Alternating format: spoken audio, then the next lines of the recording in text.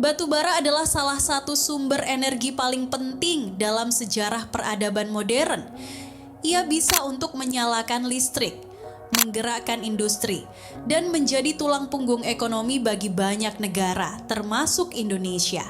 Tapi sebenarnya, dari mana batu bara berasal? Bagaimana proses terbentuknya? Mengapa begitu masif ditambang? Dan apa yang akan terjadi jika suatu hari nanti batu bara habis? Fokuskan telingamu. Mari kita bahas secara ilmiah dan sederhana.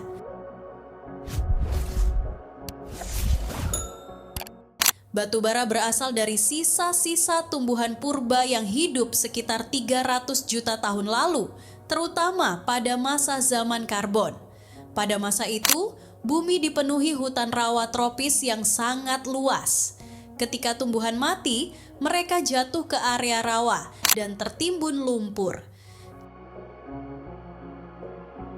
Karena kondisi rawa minim oksigen, proses pembusukan tidak berlangsung sempurna. Akibatnya, material organik tersebut tertahan dan terkubur semakin dalam oleh lapisan tanah dan batuan. Seiring waktu, tekanan dan panas dari dalam bumi mengubah sisa tumbuhan tersebut mulai menjadi gambut. Lalu tahun demi tahun berubah jadi lignit, lalu batu bara bituminus, dan hingga setelah jutaan tahun terbentuklah antrasit, di mana ini adalah batu bara dengan kualitas tertinggi.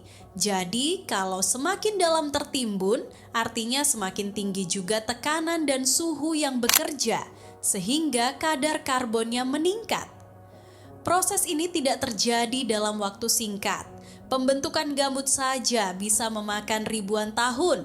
Untuk berubah menjadi batu bara, dibutuhkan jutaan hingga ratusan juta tahun. Artinya, batu bara adalah sumber daya yang tidak terbarukan dalam skala waktu manusia. Kita menggunakannya dalam hitungan dekade, tetapi alam membentuknya dalam jutaan tahun. Ada 3 alasan utama kenapa tambang batu bara begitu masif. Pertama, batu bara itu harganya relatif murah dibandingkan dari banyaknya sumber energi lain.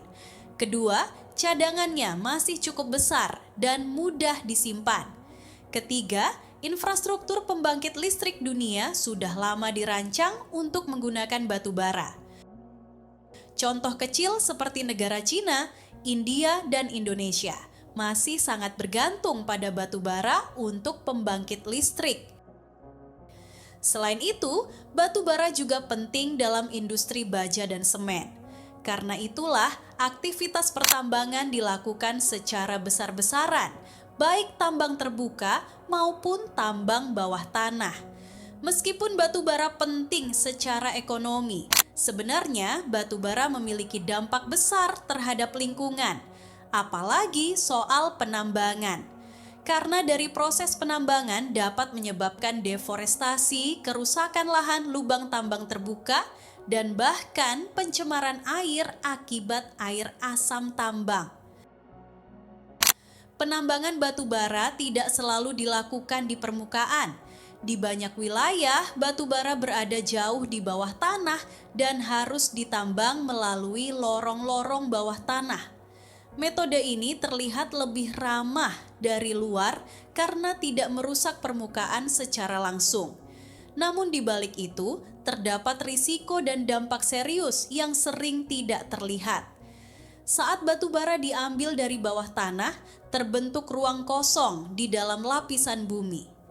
Seiring waktu, lapisan di atasnya udah pasti bisa runtuh perlahan.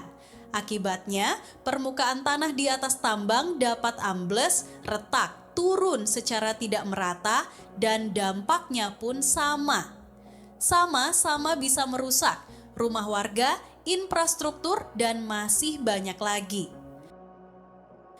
Dalam beberapa kasus, amblesan baru terlihat bertahun-tahun setelah tambang ditutup. Batu bara sebenarnya secara alami mengandung gas metana. Di tambang bawah tanah, gas ini bisa terperangkap di lorong-lorong sempit. Jika ventilasi buruk dan terjadi percikan api kecil saja, ledakan bisa terjadi. Dan inilah salah satu penyebab utama kecelakaan fatal di tambang bawah tanah di seluruh dunia. Gas metana juga merupakan gas rumah kaca yang jauh lebih kuat daripada karbon dioksida jika lepas ke atmosfer. Dan justru tambang bawah tanah ini lebih banyak resiko ketika harus dipertimbangkan dengan tambang batu bara yang terlihat dari atas. Resiko selanjutnya yang begitu besar ialah untuk pekerjanya sendiri. Pekerja tambang bawah tanah sebenarnya menghadapi risiko kesehatan jangka panjang seperti penyakit paru-paru akibat debu batu bara, gangguan pernapasan kronis, dan juga risiko kecelakaan akibat runtuhan terowongan. Dan penyakit paru-paru akibat debu batu bara dikenal sebagai salah satu penyakit kerja paling berbahaya dalam industri pertambangan. Sementara itu, pembakaran batu bara menghasilkan karbon dioksida dalam jumlah besar yang berkontribusi terhadap perubahan iklim global. Selain CO2, pembakaran batu bara juga menghasilkan partikel debu dan polutan yang dapat memengaruhi kesehatan manusia. Namun pertanyaannya sekarang, apa yang terjadi jika batu bara habis? Jika batu bara benar-benar habis atau dihentikan penggunaannya, dampaknya bisa dua arah. Dalam jangka pendek, harga listrik bisa saja meningkat mahal, industri berat bisa terganggu, dan bahkan negara berkembang bisa mengalami tekanan ekonomi. Namun dalam jangka panjang sebenarnya malah menjadi bagus. Emisi karbon global bisa menurun, kualitas udara sedikit membaik, dan transisi ke energi terbarukan akan semakin cepat. Contohnya energi seperti tenaga surya, angin, air, dan panas bumi menjadi alternatif yang semakin dikembangkan. Batu bara adalah hasil proses geologi yang sangat panjang. Ia membantu membangun dunia modern, namun penggunaannya juga membawa konsekuensi lingkungan yang serius. Pertanyaan besarnya bukan hanya dari mana batu bara berasal, tetapi bagaimana manusia mengelolanya dengan bijak di masa depan. Karena sumber daya ini terbatas, dan keputusan hari ini akan menentukan kondisi bumi di generasi berikutnya.